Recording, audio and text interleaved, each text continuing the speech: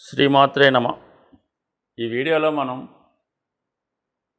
June 30వ తారీఖు నుంచి November 15వ తారీఖు మధ్యలో సుమారుగా 4 నెలల 15 రోజులు శని వక్రగమనం పొందడం జరిగింది.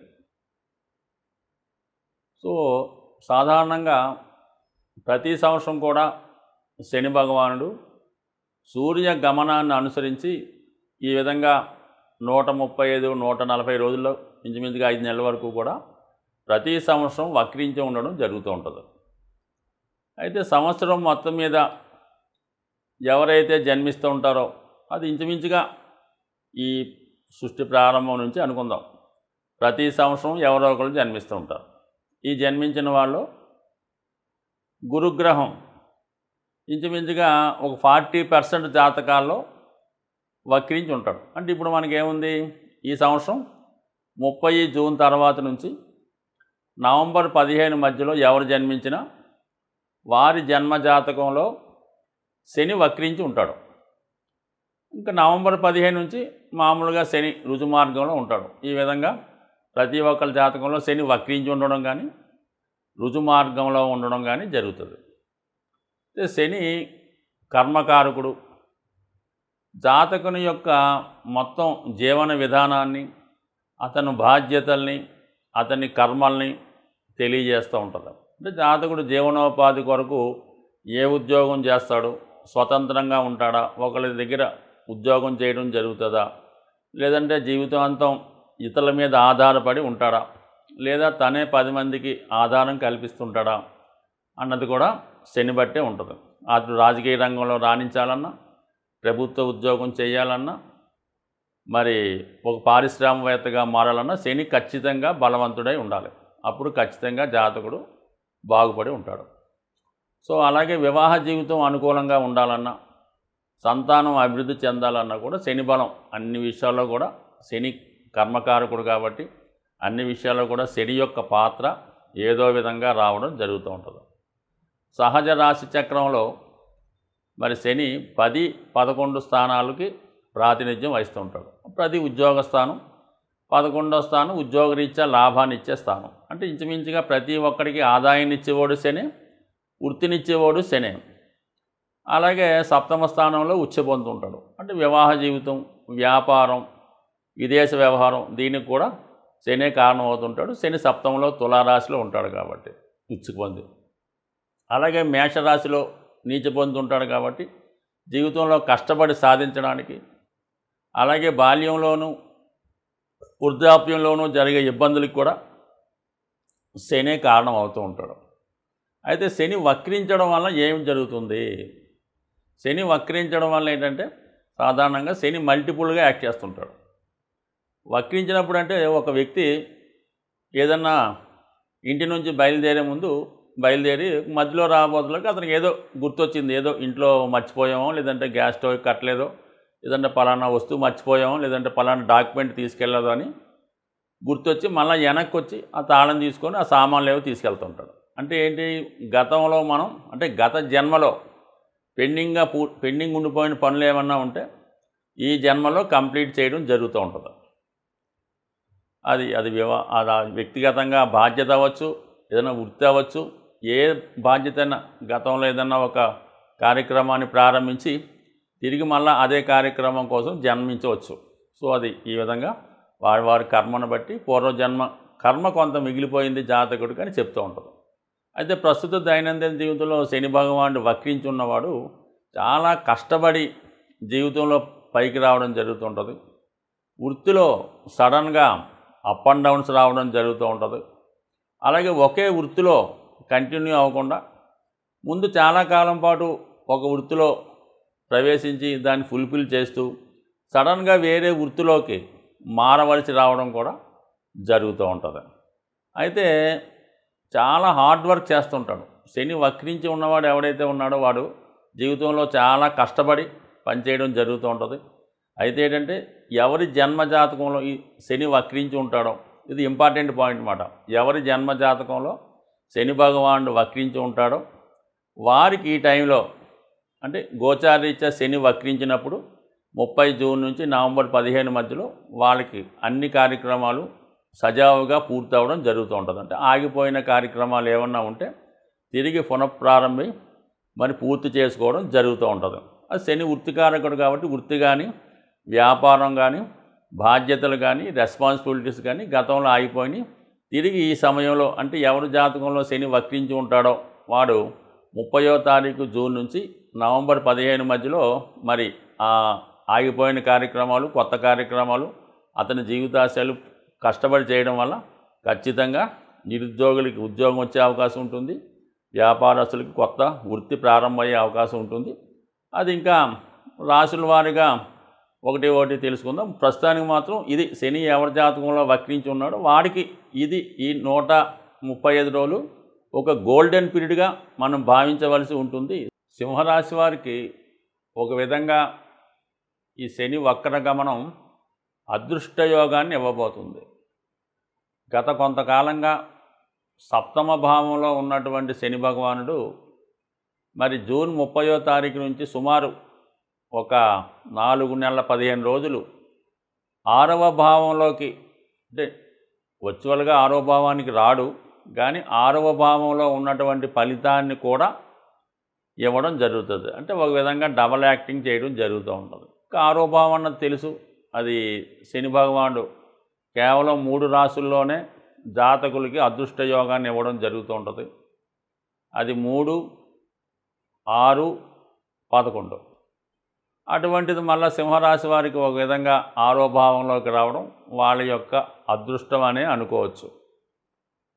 గత సంవత్సర కాలంగా మీరు ఏదో విధంగా పడుతున్నటువంటి ఇబ్బందులు, ఆగిపోయినటువంటి కార్యక్రమాలు, కోర్టులో పెండింగ్ కేసులు, అలాగే కొన్ని రుణ సమస్యలు, ఇవన్నీ కూడా జాతకుడికి వాటి నుంచి పరిష్కారం దొరికే అవకాశం ఉన్నది. మీరు ఏదైనా జెన్యూన్గా మీకు అర్హత ఉండి ప్రయత్నం చేస్తే అది ఖచ్చితంగా మీకు ఈ సమయంలో ఫలితం వచ్చే అవకాశం ఉంటుంది.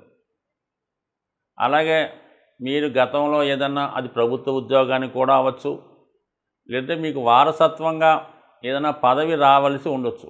అది రాజకీయ రంగంలో కానీ, ఎండోమెంట్స్లో కానీ ఏదైనా వారసత్వంగా మీకు పదవి రావాల్సి ఉన్నా, లేదంటే మీ తండ్రి గారిదో మీ వారసులదో పెద్దవారిదో ఎవరన్నా జాబ్ మీకు రావాల్సి ఉన్నా, అది ఏదో కారణం వల్ల ఆగిపోయి ఉంటే మరి రాబోయే జూన్ 30 తర్వాత మీరు ప్రయత్నం చేయండి.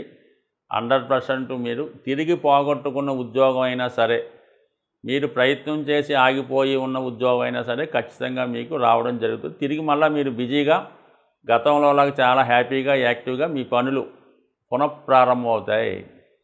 అలాగే ముఖ్యంగా వివాహ విషయంలో ఆల్రెడీ వివాహమైన వాళ్ళకి ఏదైనా వివాహ సమస్యలు ఉన్నా, లేదా మీరు ఏదైనా వివాహ ప్రయత్నాలు చేస్తూ కొన్ని సంబంధాల దగ్గరికి వచ్చి మిస్ అవ్వడం కానీ, లేదన్నా ఒక గతంలో ఒక సంబంధం బాగా మీరు అనుకొని ఇంకా చేసుకుందాం ఉన్నటువంటి స్టేజ్లో ఏదో కారణం వల్ల ఆగిపోయి ఉన్నా ఖచ్చితంగా మీకు మరి ఆ సంబంధాన్ని తిరిగి ప్రయత్నం చేయడం వల్ల తిరిగి మీకు వివాహం లాంటిది అవ్వటం కానీ, వివాహ సమస్యలు కానీ ఖచ్చితంగా సాల్వ్ అవుతాయి. అయితే సింహరాశి వారు ఇప్పుడు మీరు వివాహం చేసుకుందామనే ప్రయత్నంలో ఉంటే ఖచ్చితంగా మీరు ఏదో ఒక విషయంలో రాజీ పడవలసి ఉంటుంది. ఖచ్చితంగా మాకు ఫలానా అమ్మాయే కావాలి, ఫలానా క్వాలిటీస్ ఉండాలి, ఫలానా విధంగా ఉండాలంటే మాత్రం ఈ సమయంలో మీ యొక్క ఊహలకి విరుద్ధంగా ఏదో ఒక విషయంలో కొంత రాజీ పడితే మీకు వివాహం అయ్యే అవకాశం ఉంటుంది. ఇది కేవలం అబ్బాయిలకే కాకుండా అమ్మాయిలకు కూడా ఇది వర్తించే అవకాశం ఉన్నది. మీరు ఏ విషయంలో ఇంతకాలం అబ్బాయిలకి ఏదో విధంగా పేరు పెట్టో, ఉద్యోగం లేదనో, బాల్ హెడ్ అనో, సన్నంగా ఉన్నాడనో, లావుగా ఉన్నాడని వదిలేసి ఉంటారో, ఇటువంటి క్వాలిటీస్లో ఏదో ఒక క్వాలిటీ ఉన్నటువంటి హస్బెండ్ మీకు ఈ సమయంలో రావడం జరుగుతుంది. అయితే ఒక విశేషం ఏంటంటే శని సప్తమ భావంలో ఎవరికైతే ఉంటుందో వివాహం ఆలస్యం అవుతుంది. వివాహానికి ముందు ఎంతో ఇబ్బందులు పడతారు, కానీ వివాహం తర్వాత జీవితం చాలా అన్యోన్యంగా చాలా ఆనందకరంగా సాగే అవకాశం ఉంటుంది. ఒకసారి చూస్తుంటాం ఈ భర్త వీటి అందవికారంగా ఉన్నాడు, ఈ అమ్మాయి చాలా అందంగా ఉంది, వీళ్ళిద్దరూ అంతన్యోన్యంగా ఉన్నారు అనుకుంటారు. అది ఖచ్చితంగా వాళ్ళ జాతకంలో మీరు పరిశీలిస్తే సప్తమ భావంపై శని యొక్క ప్రభావం ఉంటుంది. అంటే ఎవరికైతే శని సప్తమంలో ఉంటాడో వివాహం తర్వాత వాళ్ళ యొక్క భార్య లేదంటే భర్త కేవలం మీ యొక్క సేవకురాలుగాను సేవకుడుగాను ఒక బానిసగాను సేవ చేయడం వల్ల ఖచ్చితంగా ఆ వివాహ జీవితం 100% ఫెవికాల్ బంధం అంత గట్టిగా ఉండే అవకాశం ఉంటుంది. అంటే చూసిన వాళ్ళకి అది బాగుండదు, కానీ అనుభవించేలకు మాత్రం ఒక 1000 రెట్లు అనుకూలమైన ఫలితాలు ఇవ్వడం జరుగుతుంటుంది. కాబట్టి మరి ఎవరైతే సింహరాశిలో ఉన్నటువంటి అబ్బాయిలు అమ్మాయిలు అంటే అమ్మాయిలు అంటే అక్కడ 35 ఇయర్స్ వచ్చినప్పుడు కూడా కొంతమంది ఈ సింహరాశిలో ఈ కారణాల వల్ల వివాహానికి ఎదురు చూస్తున్నారు. వాళ్ళు ఈ సమయంలో మీరు ప్రయత్నం చేస్తే మరి శని యొక్క అనుగ్రహంతో వక్రగమన దృష్టి వల్ల గురువు కేంద్రం వల్ల మరి కంపల్సరీగా మరి శని వక్రగమనం నుంచి డైరెక్ట్ అయ్యే లోపల నవంబర్ 15 లోపల ఖచ్చితంగా వివాహం అవుతుంది. సబ్జెక్టు కండిషన్ మీరు రాజీ పడితే. ముఖ్యంగా ఈ శని వక్రగమనంలో ఉన్న రుజు మార్గంలో ఉన్న జాతకుడి మీద ప్రభావాన్ని మంచి కానీ చెడు కానీ జాతకుడి యొక్క వ్యక్తిగత అలవాట్లు, క్రమశిక్షణ, నిజాయితీ వాటి మీదే ఆధారపడి ఉంటుంది. మీకు ఈ యొక్క శని భగవానుడు అష్టమ శని, అర్ధాష్టమ శని, ఏలినాడు శని ఏదైతే అవనమండి, అది జాతకుడు ఒక క్రమశిక్షణతో ఒక దైవ మార్గంలో నిజాయితీగా ఎవరికి ఇబ్బంది పెట్టకుండా చాలా సింపుల్ అయినటువంటి జీవితాన్ని గడుపుతున్నాడు అనుకుందాం. వారికి ఎట్టి పరిస్థితుల్లో కూడా శని భగవానుడు ఏ ఇబ్బంది పెట్టడు. ఎక్కడికి జన్మశని కాదు కదా, అష్టమ శని కూడా ఇబ్బంది పెట్టడు. పైపెచ్చు జాతకుడిని ఉన్నత స్థితికి తీసుకెళ్లే ప్రయత్నం చేస్తూ ఉంటాడు. అదే జాతకుడు ధనం ఉందనే అహంకారంతోనో పెద్దలు సంపాదించారనే అహంభావంతోనో ఎవరిని లెక్క చేయకుండా నియమాలు పాటించకుండా దైవాన్ని దూషిస్తూ పెద్దల్ని దూషిస్తూ పెద్దల్ని అగౌరవపరుస్తూ ఇంట్లో వృద్ధుల్ని అవమానపరుస్తూ అనేక రకాల ఇబ్బందులు పెట్టడం, చాలా లగ్జరీ లైఫ్ వహించడం, ఏదో అన్నం కూడా భోజనం ఏదో సగం తిని సగం పారేయడం, ఈ విధంగా అక్కలేని ఎంత ఖర్చు పెట్టడం ఇవన్నీ చేసినోడికి శని ఖచ్చితంగా వారికి ఏ స్థానంలో ఉన్నా కూడా ఖచ్చితంగా ఇబ్బంది పెడతాడు. శని నుంచి బయటపడాలనుకుంటే మీరు ఎన్ని తైలాభిషేకాలు చేసినా ఎన్ని రుద్రాభిషేకాలు చేసినా ఖచ్చితంగా దానివల్ల మీకు ఏమీ నయా పైసా ఉపయోగం అయితే ఉండదు. శనిని ప్రసన్నం చేసుకోవాలంటే ఖచ్చితంగా మీరు క్రమశిక్షణ వహించవలసిందే. మీలో ఉన్నటువంటి చెడు అలవాట్లు, బలహీనతలు ఖచ్చితంగా తగ్గించుకోవాల్సిందే. అంటే బలహీనతలు, చెడు అలవాట్లు అంటే కేవలం మందు తాగడం, మాంసం తాగడం, సిగరెట్ కాల్చడమే కాకుండా మరి మన ధర్మాన్ని పాటించడం, తల్లిదండ్రులని గౌరవించడం, వాళ్ళకి ఏ ఇబ్బంది లేకుండా చూడడం, వృద్ధులను ఉంటే వాళ్ళని గౌరవించడం, మీకన్నా వయసుతో బాగా పెద్దవారితో పనులు చేయించుకోవడం, ఇలాంటి కార్యక్రమాలు చేసుకోకుండా జాగ్రత్తగా ఉండి క్రమశిక్షణగా ఉంటే ఖచ్చితంగా మీకు శని మంచి అభివృద్ధిలోకి రావడం జరుగుతూ ఉంటుంది. ఎట్టి కష్ట పరిస్థితుల్లోనైనా మిమ్మల్ని బయటపడవేసే అవకాశం ఉంది. ఈ మంచి మార్గంలో మిమ్మల్ని పెట్టడానికే శని భగవానుడు మిమ్మల్ని సర్వదా ఈ 2.5 సంవత్సరాల్లో ప్రతి ఒక్కరికి కూడా ప్రతి ఒక్క భావంలోకి వస్తూ మిమ్మల్ని మంచి వాళ్ళని చాలా మంచివాళ్ళుగాను, చెడ్డవాళ్ళని మంచివాళ్ళగా మార్చే ప్రయత్నం చేస్తాడు. అది మీ చేతిలోనే ఉంది. అందువల్ల ఏంటంటే ఖచ్చితంగా మాత్రం మీరు క్రమశిక్షణగా ఉంటూ ప్రతిరోజు శరీరాన్ని కొంత కష్టపెట్టండి. అది వాకింగ్ చేస్తారో, వ్యాయామం చేస్తారో, మెడిటేషన్ చేస్తారో, నడవలేని పరిస్థితిలో మంచం మీద పడుకున్న వాళ్ళు తప్ప ప్రతి ఒక్కరు కూడా ఏదో విధంగా కొంత శరీరాన్ని వంచే ప్రయత్నం చేస్తే 100% శని మంచి ఫలితాన్ని ఇస్తాడు. అయితే కొంతలో కొంత ఏంటంటే ప్రతిరోజు కూడా సూర్యోదయానికే ముందు లెగిసి సూర్య నమస్కారం చేసుకోవడం, అలాగే మధ్యాహ్నం పూట పడుకోకుండా కేవలం సూర్యాస్తమైన తర్వాత మరి పడుకోవడం, ఎక్కువగా సూర్యభగవాన్ని పూజించుకోవడం, ఆదిత్య ఉదయం చదువుకోవడం,